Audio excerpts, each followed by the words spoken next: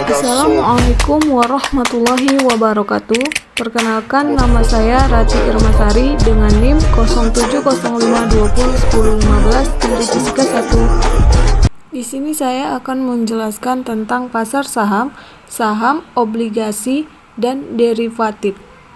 Pengertian pasar saham. Pasar saham merupakan tempat di mana penjual dan pembeli dapat bertemu untuk saling bertukar produk masing-masing atau melainkan transaksi. Sebuah pasar tidak selalu harus mempunyai tempat dalam arti fisik, misalnya pada keuangan financial market. Ada dua macam pasar keuangan yang utama, yaitu pasar uang dan pasar modal. Pengertian saham. Saham adalah sertifikat yang menunjukkan bukti kepemilikan suatu perusahaan dan pemegang saham memiliki hak klaim atas penghasilan dan aktiva perusahaan. Saham dikenal dengan karakteristik high risk dan high return. Artinya, saham merupakan surat berharga yang memberikan peluang keuntungan tinggi namun juga memiliki resiko yang tinggi. Selanjutnya, pengertian obligasi.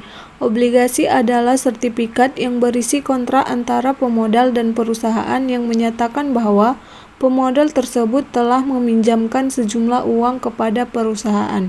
Maka obligasi bisa pula disebut surat pengakuan hutang. Perusahaan yang menerbitkan obligasi mempunyai kewajiban untuk membayar bunga secara berkala sesuai dengan jangka waktu yang telah ditetapkan, dan pada saat jatuh tempo perusahaan harus membayar pokok pinjamannya. Berikutnya derivatif. Derivatif merupakan surat berharga yang nilainya bergantung pada surat berharga yang mendasari atau surat berharga acuan, underlying. Ada beberapa macam surat berharga derivatif, seperti bukti right, warrant, kontrak berjangka, futur, dan option. Derivatif merupakan surat berharga yang sangat berisiko jika tidak digunakan secara hati-hati.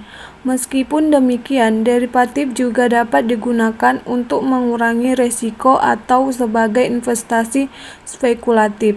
Contoh penggunaan derivatif untuk mengurangi risiko dapat dilihat dari peristiwa berikut. Ketika rupiah melemah terhadap dolar, laba bersih seorang importir cenderung menurun.